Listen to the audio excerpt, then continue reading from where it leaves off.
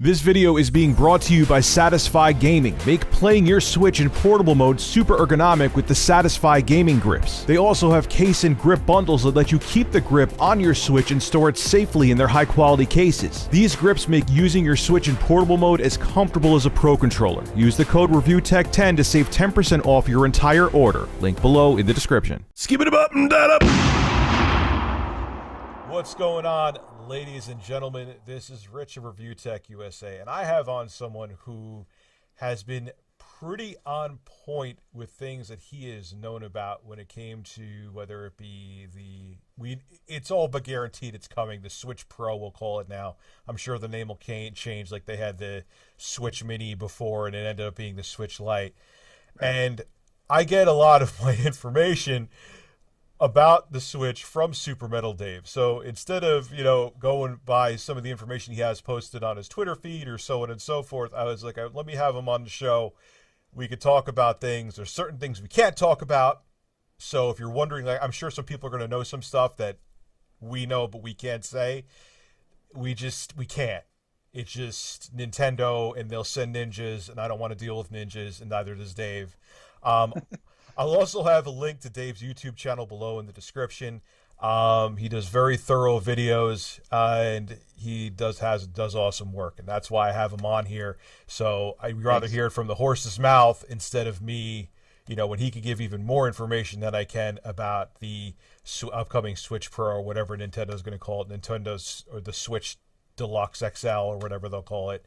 The new Switch, hopefully not. Please, Switch U. Yeah. Oh, please no.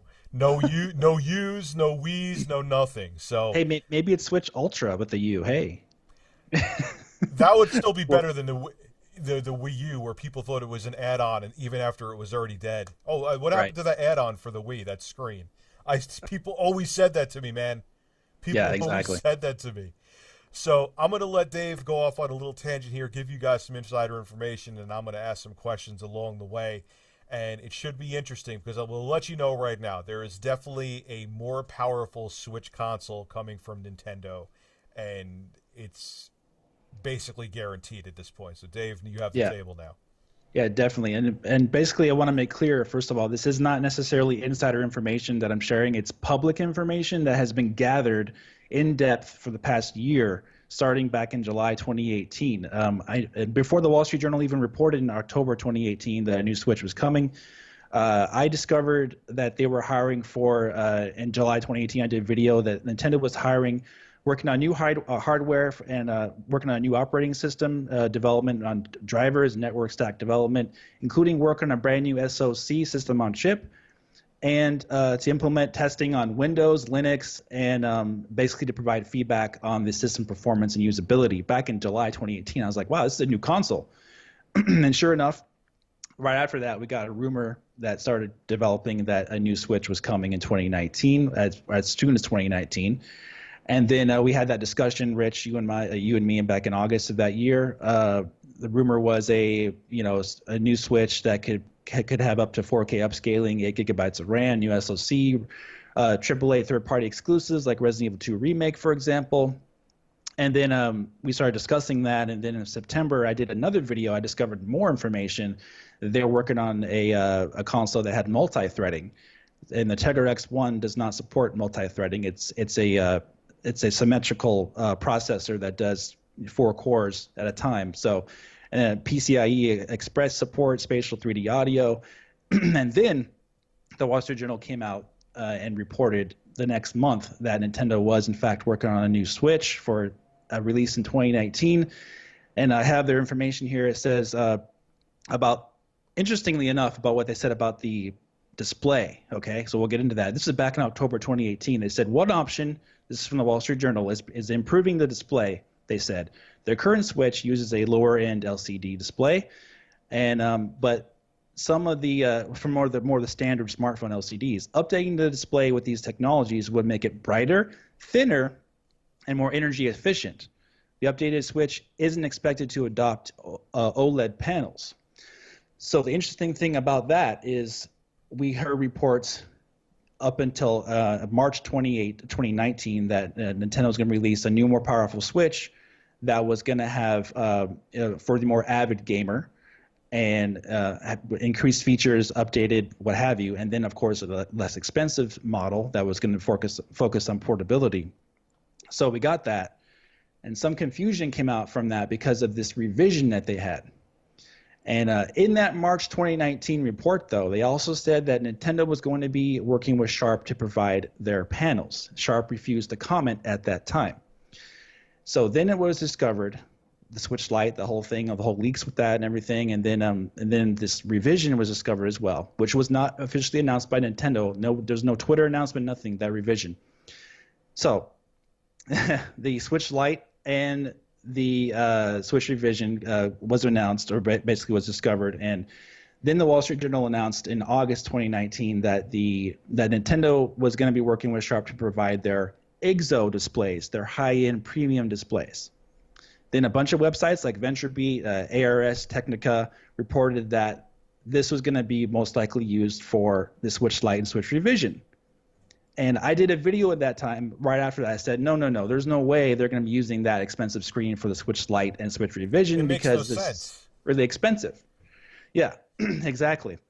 But videos on YouTube went with that from those websites because they're credible websites. They're respected. I respect those websites, but we all make mistakes sometimes and not researching what those type of things are sometimes, because a lot of people didn't know what this Sharp IGZO display was. They heard energy efficient, but they didn't necessarily realize how that was used for premium displays, Ultra HD, power saving, not just power saving, no bezels, basically, that stuff like that. So Spawnwave, as you know, he's a great YouTuber. He did a teardown of both Switch Lite and the Switch revision, and just 2 weeks ago, actually, was finally confirmed that neither of the Switch Lite or revision have that Sharp IGZO display. So what does that mean? We're going all the way back to 2018 with the Wall Street Journal. They were hinting at this was happening already. So the system is basically been in the works, this new, more powerful Switch, for a while now. So they're getting ready to announce it.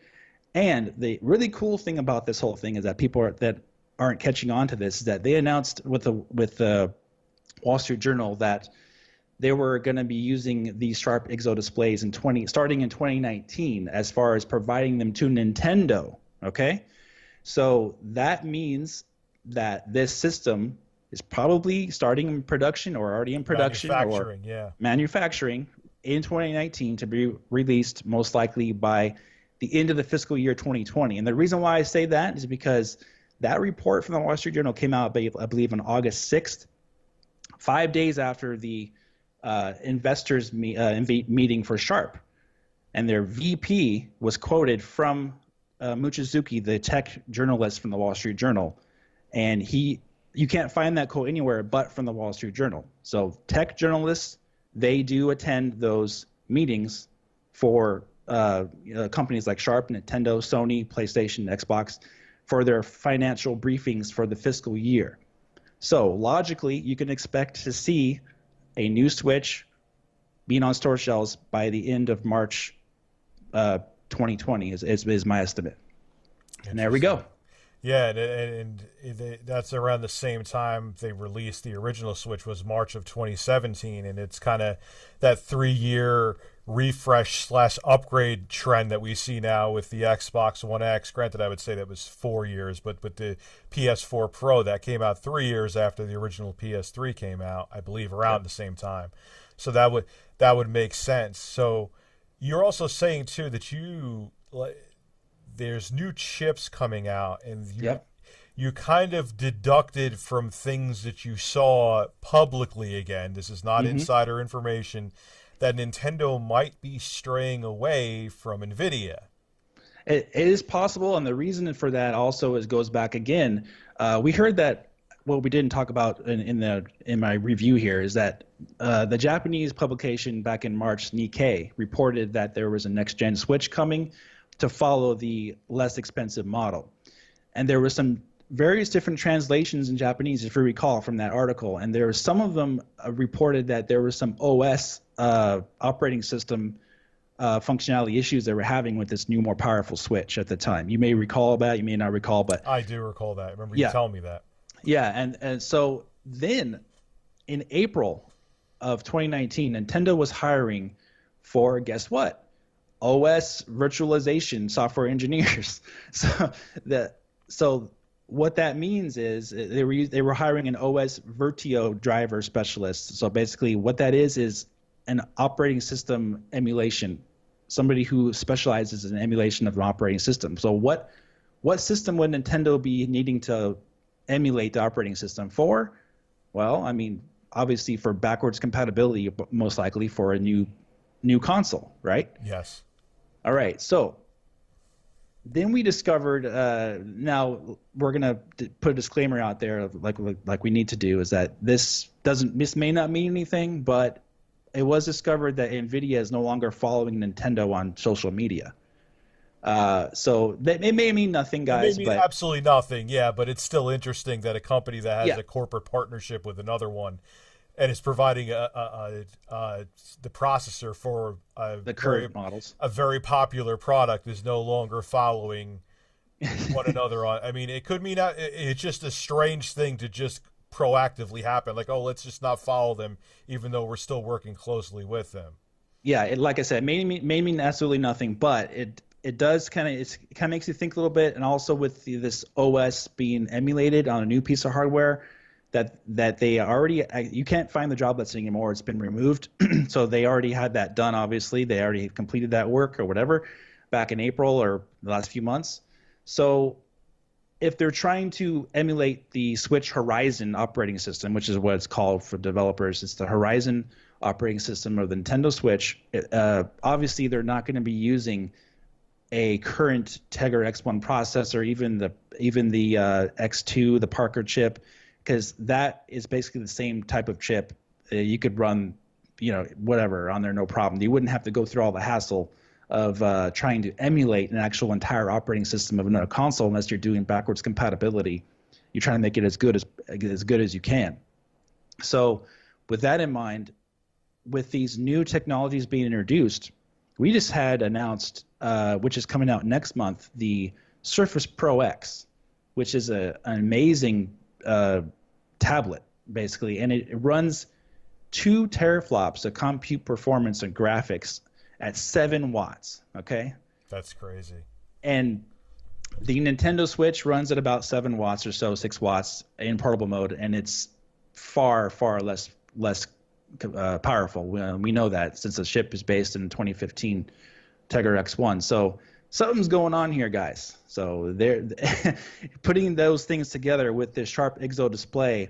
You're not going to be releasing a system that doesn't take advantage. That's not Nintendo. Nintendo uses what they invest in. So if you're investing in a sharp IGZO display that's capable of UHD and capable of small bezels, real thin, it's very similar to what the technology they're using for these new mobile devices from Samsung, from Microsoft to the Surface Pro X.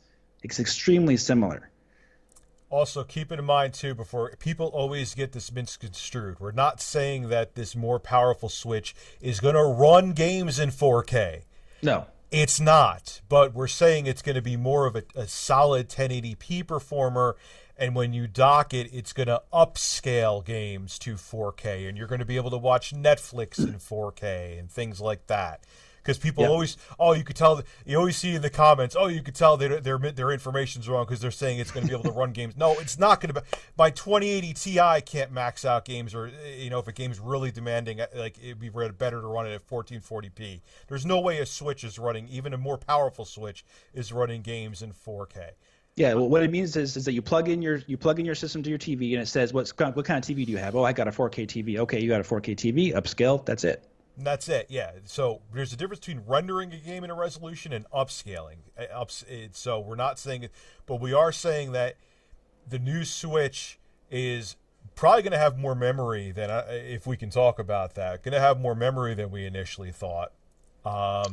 Yeah, a lot of these new mobile devices are going with 12 gigabytes of the new.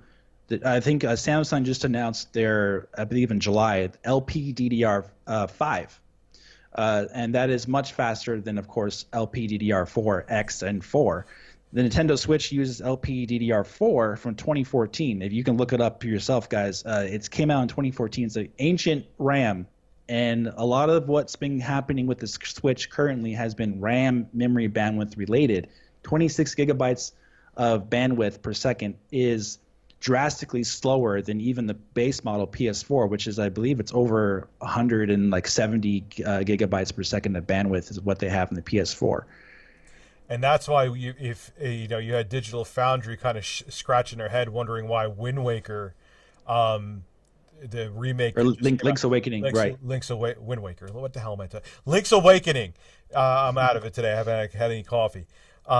Where it has these random, like it'll be a solid 60, then just like moving to another part of the screen loading, the frame rate will drop to 30, and we've been speculating. Dave and I have been speculating that more than likely it's due to memory bandwidth limitations that's happening. So Also, Game Explain did their own technical breakdown of it. And they also blamed it on memory bandwidth, a bandwidth bottleneck.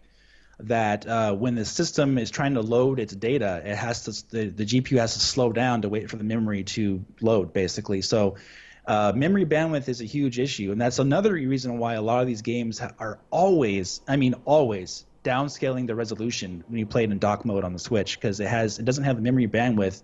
When the games get a little bit more heavy on the screen with the graphical processing, like Doom or what have you, they actually have to lower the resolution to keep up with it. It doesn't have the bandwidth to keep up. Also, on top of that, in 2019, you have seen Saints Row the Third perform terribly on the Switch, and that's an Xbox 360 game. So you also have a CPU. A CPU needs to be drastically upgraded as well, because you're not seeing that many open world games on the Switch either, because the CPU simply can't draw the worlds for the GPU to render, because it's just not fast enough. The chip's wasn't designed for those type of games. So you're still seeing a lot of Xbox 360 ports. Assassin's Creed 3 came out in 2019. Saints Row the Third is coming out this year. Came out in 2011, I believe. Bulletstorm came out in 2011. Another game came out this year. So you're seeing the trend continue of these old ports on the Switch. Now, in 2020, when these new systems come out, they're going to have to they're going to have to do something there to get more of these newer ports, not rely on Xbox 360 ports. Yeah, and one of the other things too, the limiting factor is not only the speed of the memory inside of the Switch, it's the amount of memory too, because 4 gigabytes shared between the operating system and the game that's being played is just, for these big games, is just not enough. It's amazing what they're being, money talks, because they're porting over games that should be impossible, like The Witcher 3, Yeah. But yeah, even that game has had to have drastically downgraded to run on the Switch, and that came out in 2015. And also on top of that, these ports are taking developers a little bit longer to get running on the system anyway. So there's a lot of things going on there. And then when you have these mobile chips that are just like crushing it, like just amazing performance in 2019 even, you could definitely see where this is going for Nintendo. The Switch is not a gimmick, though. It's not like a Wii situation. The Switch is a proven winning idea for Nintendo. Like, they should keep this idea, right? So I think they're going to be going like all in, on this in more enhanced Nintendo Switch going into the PS5 generation, because they have a winning formula here with the Switch. There's no gimmicks here. Less risk. People love it, but the common concern has been of the processing power. It's their flagship console, but it's not really able to run the more modern games like Red Dead Redemption 2, Resident Evil 2 Remake, the latest and greatest Tomb Raider game, Call of Duty even is not on the Switch at all. Not even Call of Duty Mobile is on the Switch. So that game looks pretty good. I mean, it looks very similar to Black Ops 4. I've seen comparisons. It actually I was just playing on my iPhone. It actually plays pretty good too. It's interesting what now this mobile technology can do. Now, do you think Nintendo is going to keep the same pricing? Like, I know obviously if you know something inside, you can't talk about it, but do you think it's going to be maybe like PS4 Pro territory, or? Yeah, I think it's going to be at least $399 for something like that. something like a premium, but I do think they're going to make it something that is like, oh my God, I want that right now. Like I need to have that. Like something like they're going to make it worth your while. Basically, that's what Nintendo does. $299. People were saying that was kind of expensive at first for the Switch because it was a portable. But then, I mean, you got the dock, you got the Joy Cons, you got the play on the TV, play on the go. Yeah, I was saying So that at first yeah, too. yeah. So for this new Switch with modern technology that everyone's actually using now, Samsung just signed a deal back in July with AMD to have their RDNA and Navi technology for their Galaxy phones and tablets coming out in early 2021. So Oh wow, that's yeah, you're gonna have like the portable PS4 in your pocket. so you're going to have games that are on mobile that don't even run on the current Switch by then. So yeah, it's going to happen. There's no doubt at all. Like 100%, Nintendo's releasing this new console next year at the latest. They have to. I mean, it was interesting. I'm going to go back to what you said. So Nintendo almost the original Switch was like a science experiment for them. They're like, okay, let's use kind of off the shelf. We'll get the Tegra X1. It's good enough for now. We'll get these cheap Innolux screens. I believe is what the brand Yep. is. Innolux. Yeah, Innolux. I was right. And basically what they did is okay, let's see if this works first before we go all in. Obviously, it's wildly successful. Now they're like, okay, we know people want these. Now let's put the extra tech in them so now they can get more of the games that they want onto the system. Especially because they're seeing that these third-party ports that do come to the Switch, which there's a surprising amount of them for its limitations, actually do sell well. Yeah, and when this new Switch does come out and it does get these AAA games, there's people that were saying, hey, Nintendo would never segregate their market like that. But what they have to realize is that the current Switch would never get those games either way. So whether you're going to get those games or not doesn't matter on the current Switch because they're either going to come or they're not going to come. So you're going to have a new Switch that runs those games or you don't. So Nintendo has to make that decision going into PS5 generation because the current Switch isn't getting games that run on the Xbox One even. Red Dead Redemption 2, which runs on the base model Xbox One. Barely, but yes. Barely, yeah. So if it could barely run on that and that's more powerful than the Switch and has more compute performance, you're not getting Red Dead Redemption 2 on the current Switch. So yeah, and I can hear people in the comments already like, well, the Switch is doing great. And they don't need to upgrade right now, whatever. But that's fine and good and everything. But you should have a console that does a transition into this next generation of consoles to get these games to make yourself money as a company. So whether or not the Switch is selling good right now is irrelevant. You need to have a plan to move ahead for the next generation of consoles, including for mobile technology. It's several generations ahead of where the Switch is right now. What you don't want is a Wii situation wherein it had four really good years, 2006 to 2010, 2011 and 2012 dropped like a rock. Like it just died quickly because everyone was like, you guys need to upgrade your system. Like we're ready for a new Wii. And Nintendo waited and waited and waited, and finally they released a Wii U.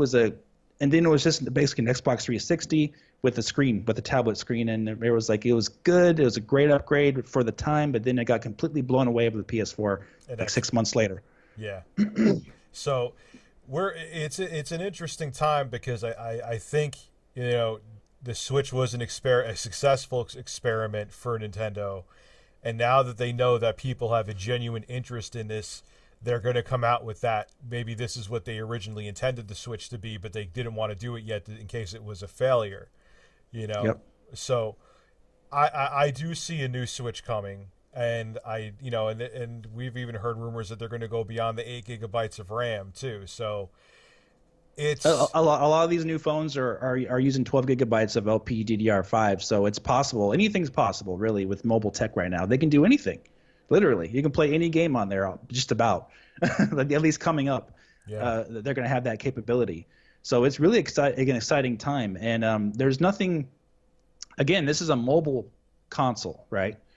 Nobody complains about the $1,000 phones that come out every single year from an iPhone and Galaxy. I've been guilty of this. I've been like, oh, why wouldn't it, or why would Sony come out with the PS4 Pro? We just had got the PS4, and I was guilty of that. And now I'm like, yeah, I get a new phone every damn year personally because I'm an idiot.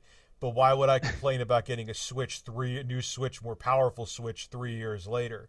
This is also, too, in Nintendo's best interest because now that they see that, because they get licensing fees for every copy of a game that's sold, and now that they see that third-party developers' games are selling well on a Nintendo platform, which is something that hasn't happened in a very long time, that they're like, wait, we need to get more third-party games on the Switch, and if the Switch becomes too weak to get the next-gen third-party games, we're not going to get those licenses. We're not going to get that profit from licensing the games being licensed. So they even that's another incentive that people don't realize for Nintendo as well. And So, if you get Red Dead Redemption 2 running on this new more powerful Switch, I mean Nintendo is going to be all in on that. Like totally. They see dollar signs there. yeah, and that's what people need to realize. They make money off the third-party games, just like, and first-party games. And now that they see the experiment is successful, where these third-party games sell well, they have to have a console that's in the same kind of sort of realm of capability with next gen, just like the current Switch kind of is in sort of the same realm of capability. And I've been saying that, and all these rumors are kind of leading us down that path to, yeah, a new Switch is coming. I know it's definitely. and it's coming sooner than I think. It's not going to be like they're going to do 5 years like a normal console. They can't. The Switch technically was running off the shelf, outdated hardware, which I guess you could argue every console does, but Nintendo really went off the shelf because they wanted to make sure it was successful first, so they have to have something to compete with Sony and Microsoft because they're still competitors. There's no other way around it. People tend to think like, oh, Nintendo's all buddy with Microsoft and it's a different product, but at the same time, they still want you to buy their console along with the Scarlet, not just buy the Scarlet and not get a Switch. Well, So, since when has Nintendo ever needed Microsoft for anything? You that know what I is mean? true Like too. That is true. they don't need their help. I mean, Yeah.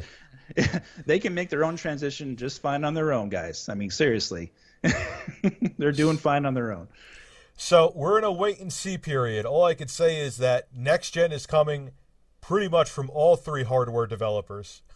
So Yes. get your wallets ready because they're going to be smoking. So if you're buying all three, just brace yourselves because next year is going to be an expensive year.